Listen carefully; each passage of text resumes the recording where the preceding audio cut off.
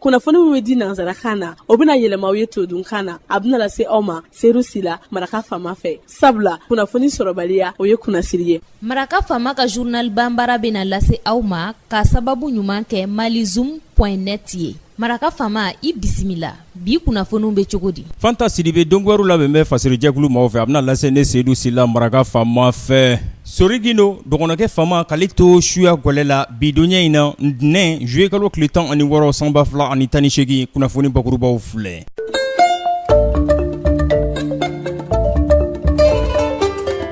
Ministri min n'a ɲɛsin bɛ wagande ani sɔrɔbolo jidili ma an ka jamana kɔnɔ ya Dr Boubou Cissé ani directrice des opérations de la Banque mondiale au Mali Soukeina Kane jumadonya tɛmɛlen u ye bolonɔbila sɛbɛn waleya u ni ɲɔgɔn cɛ a bɛ tɔrɔmɔɲɔn bɔ ko fɔ ka ɲɛsin baarabolo dɔw yakubayali ma. Maa 12 jamanaden kana bilalenw olu de bɔnɛna u ni na a kɛra marifatigi bugunatigɛ dɔnbali dɔw fɛ a kɛra menaka ale dugu dafɛla na jamana kɔrɔyanfan ka taa kaɲagayanfan fɛ nin kɛra laseli ye min n'a kɛra kulu fɛ n'u ko ma coalition des groupes armés. Boko Haram cɛdenw kɛlɛkɛ cɛdenw dɔgɔkun kunfurancɛ tɛmɛlen in na u ye wolomasiri taabaw dagayɔrɔ dɔ u y'o kɛ tigɛ kɔnɔ fɛn ye a kɛra mugujugu ciba senfɛ ka ɲɛsin Nigeria wolomasiri taabaw ma jamana kɔrɔyanfan ka taa kaɲagayanfan fɛ Nigeria jamana ko don dɔnkibaru la kumabaw olu ye nin ye minnu bɛna walawala aw ye sisadani na. An bɔra ko de fɔ ministri min n'a ɲɛsin bɛ wagande ani sɔrɔbolo yakubayali ma Dr Boubou Cissé an ka jamana kɔnɔ yan ani directrice des opérations de la Banque mondiale Mali kɔnɔ yan madame Soukeina Kane u jumadonya tɛmɛlen u ye bolonɔbila sɛbɛn kɛ a bɛ tɔrɔmɔɲɔn bɔ kofɔ ka ɲɛsin baarabolo ma mun bɛ jamana damadama kɔnɔ ko a b'olu kofɔ n'u ko ma projet régional d'amélioration des systèmes de surveillance des maladies en Afrique de l'Ouest bakuruba fɔla REDC phase 3 a ta ko sabanan a bɛ o kofɔ. Nin baarabolo in a ɲɛsin bɛ bana minnu bɛ yen nin nɔ ni u bɛ farafinna woroduguyan fan fɛ n'u kɛn bɛ ka dadigi kɛ maaw la ɲɛdama bɛ se ka kɛ olu la cogo min na ka furakɛli siraw ani ɲinini siraw ta ka ɲɛsin olu ma a kɛra minisiriso in de la mun ɲɛsin bɛ sɔrɔbolo ani sɔrɔ yakubayali ma a kɛra minisiri mun ɲɛsin bɛ kɛnɛya ma ani foroba sanuya a kɛra o fana minisiri ɲɛna professeur Sambaso.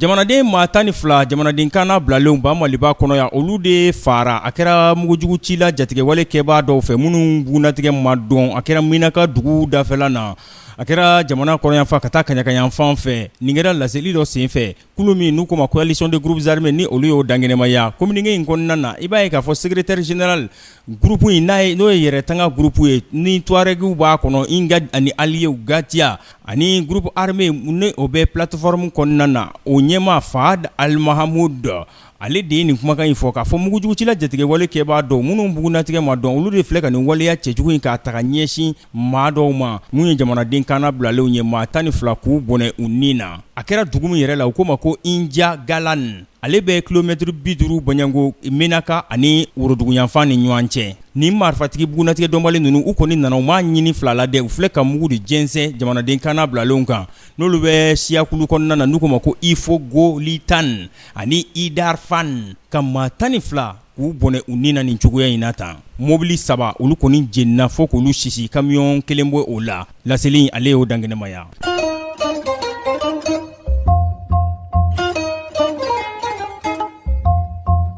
Farafinna bonakun lahalayaw la Boko Haram o bɛ Nigeria ko fɔ olu ka kɛlɛkɛcɛdenw dɔgɔkun kunfurancɛ tɛmɛlen in na u filɛ ka taa Nigeria wolomasiri taabaw dagayɔrɔ dɔ k'o dakolonci k'o filenkolonci k'o kɛ u tigɛ kɔnɔ fɛn ye a kɛra mugujugu ciba dɔ de senfɛ wa fɛn min ka dɔn ka fɔ wolomasiri taabaw Nigeria tɔgɔ la digi kɛra u la nin na kosɛbɛ kosɛbɛ a kɛra Nigeria kɔrɔyanfan ka taa kaɲagayanfan fɛ.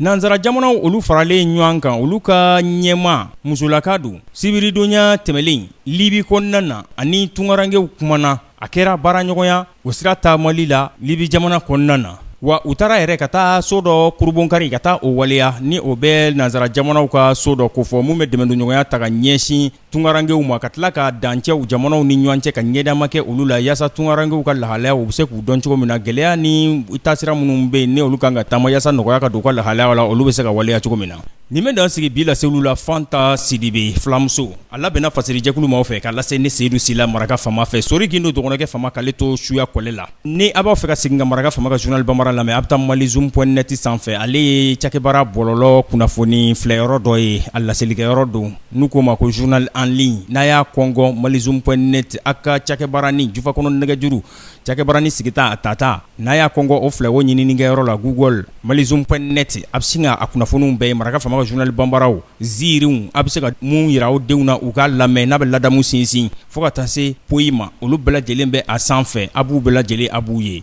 ne mun tora ne ye sa o ye k'a fɔ aw ni ce aw ka kulomajɔ la hakɛtɔ bɛ nin kan Salawu Mahamadu a k'an bɛn sini ni Ala sɔnna ma inshallah. Maraka fama ka bi journal Bambara lasera aw ma k'a sababu ɲuman kɛ malizoom.net ye.